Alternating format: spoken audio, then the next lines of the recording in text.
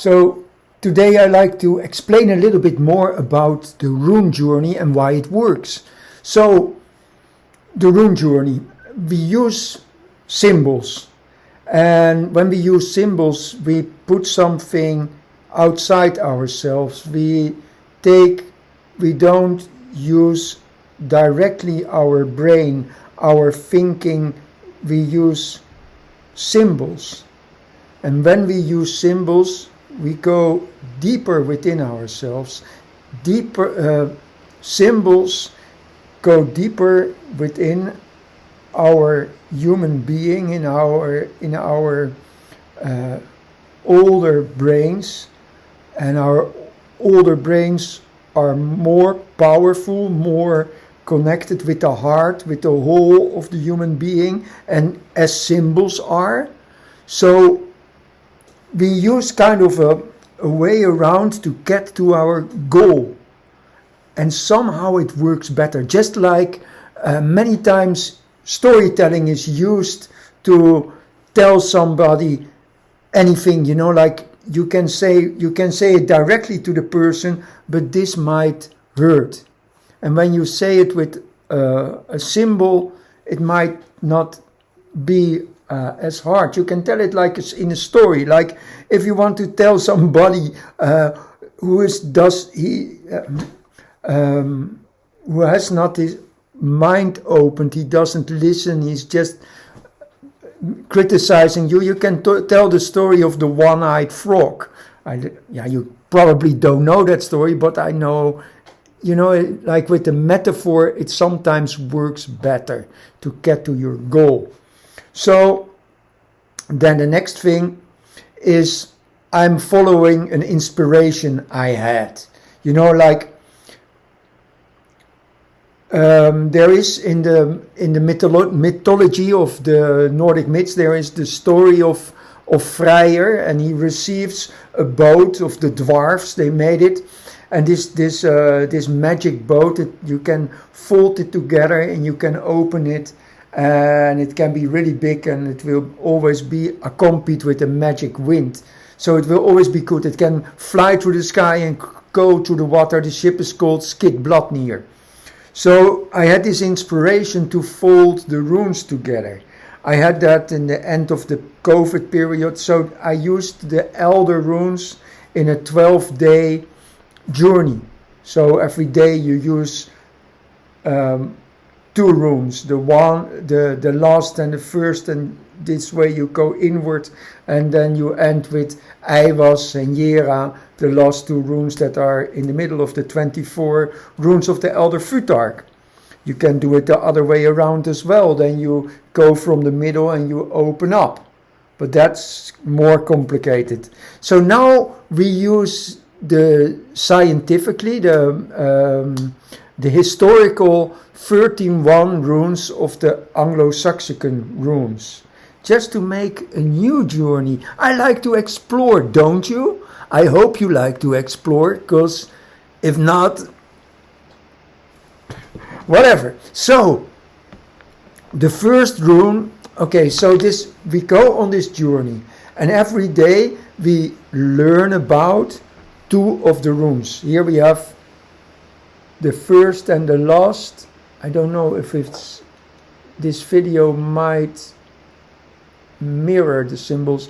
So these lines of Ansus, of Fehu, they are supposed to go to the right, up. Okay, I hope it's like that. And this rune is called Stan, and it's the stone. It's inside the stone, and you can kind of see this rune in the middle, and this is also the rune of Freyr, but we will go deeper into that a little bit later.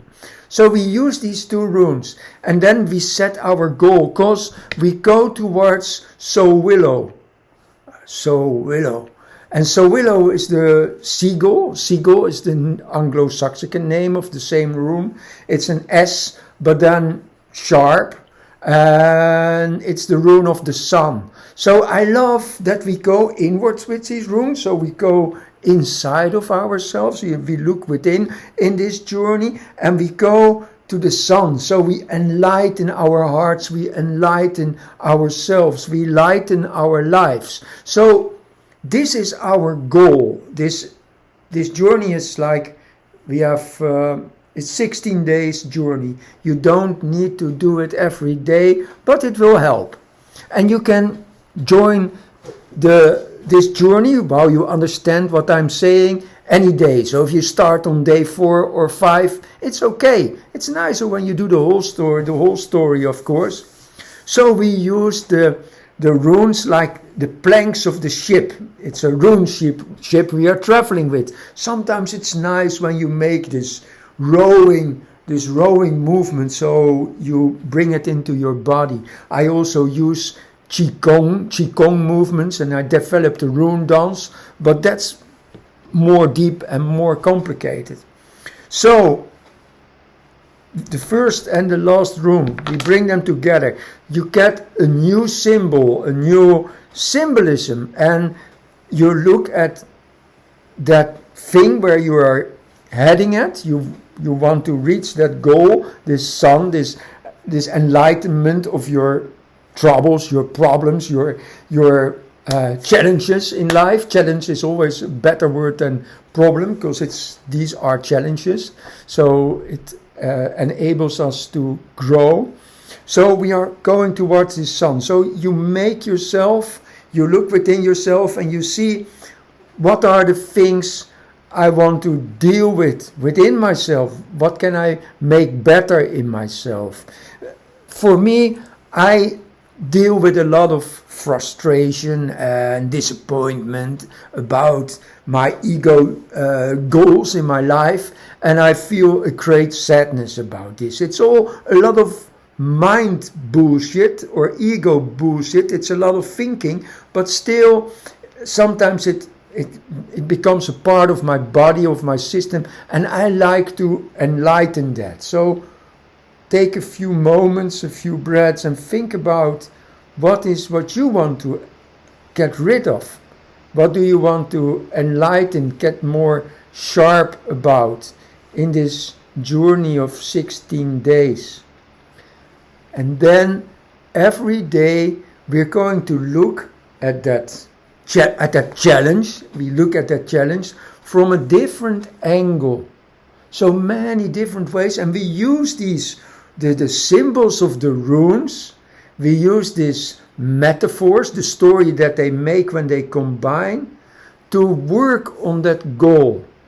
So every day you sharpen your mind and your spirit, your intention a little bit in a different way.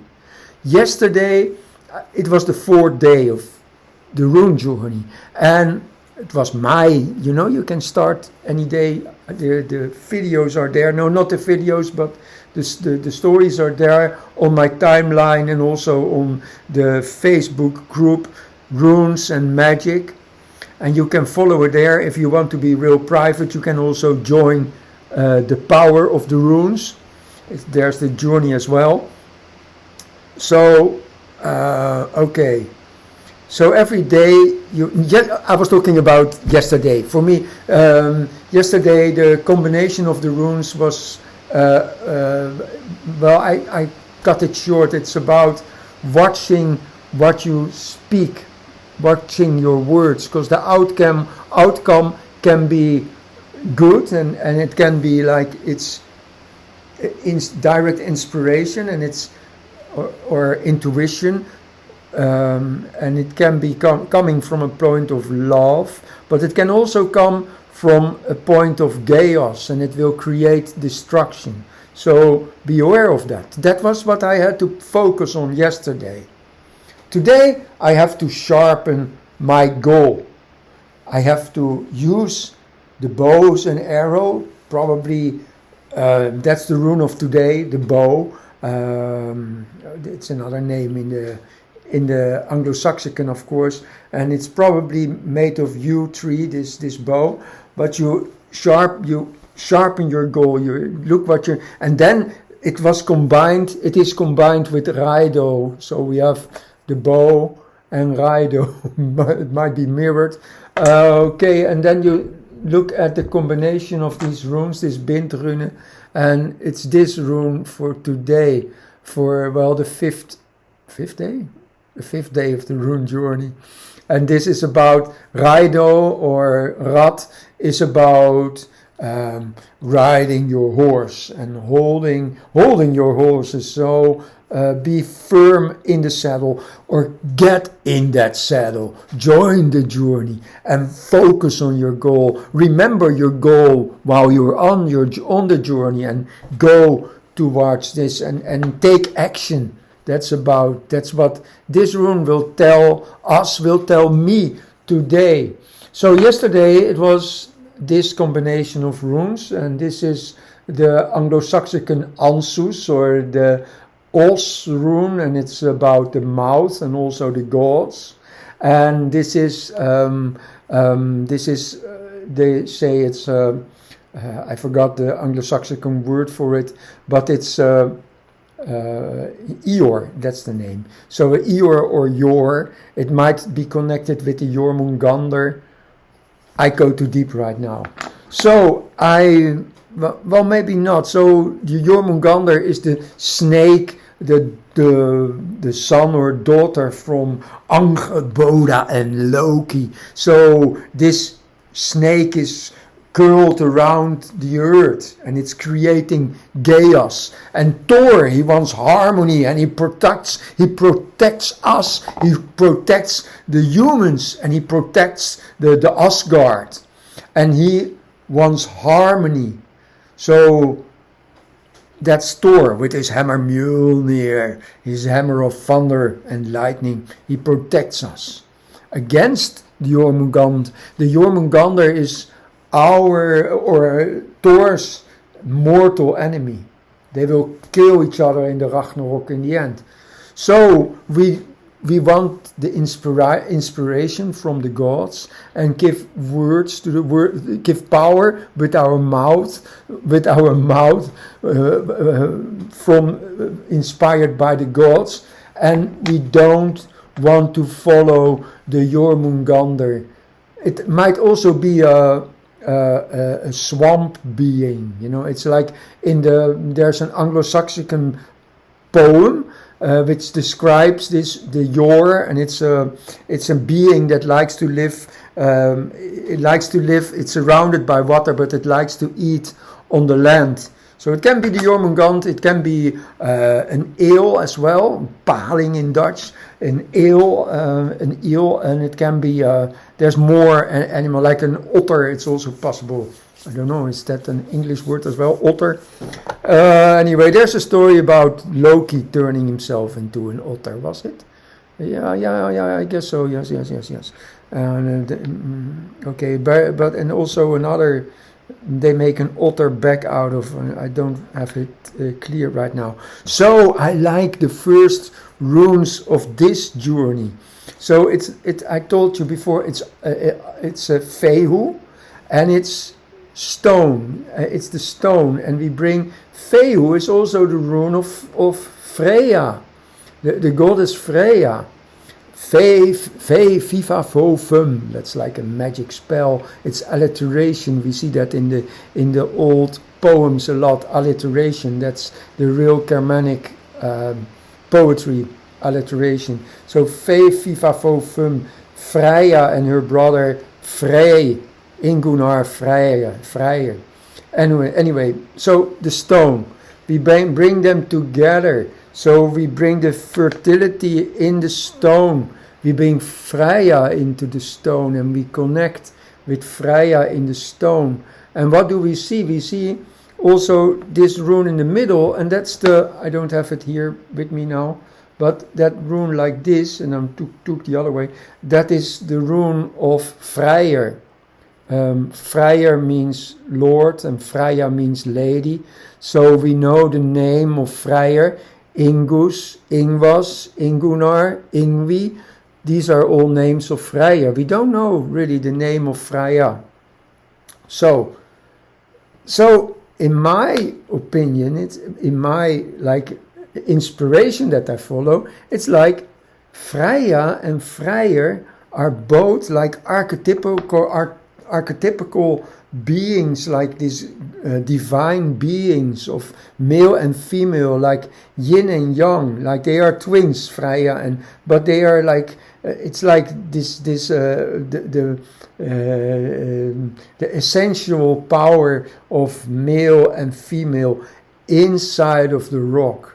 So when I started this journey, I carved these runes in rock, and you can see that on the photos. You can see that I made it into the rock. So there we start with Freya connecting within the rock, and like rocks in our mythology, in our Germanic mythology, the rocks are the bones of Ymir, or the bones of Orgelmir. The giants called him Orgelmir, the first giant, and he was created within the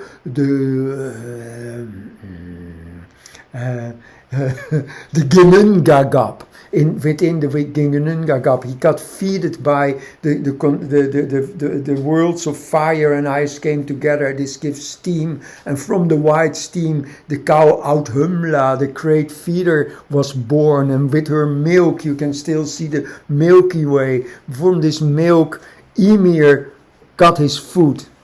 And later, later we have Odin, Vili and Ve, and they kill their ancestor, their grandfather, Ymir, and cut him in pieces and throw him into the Ginnungagap, and then they create the earth of his body. So the earth is his fertile ground, the stones are where his bones, his hair, his wisdom is here. The hair are the trees and the plants, and then from his teeth they grind it and throw it on the beaches. So there we have the sand on the beaches. Okay, that's I love the mythology. I'm a storyteller, and so in this journey you might see some mythology coming through. So we have to use our imagination to reconnect with who we truly are. And it's not like a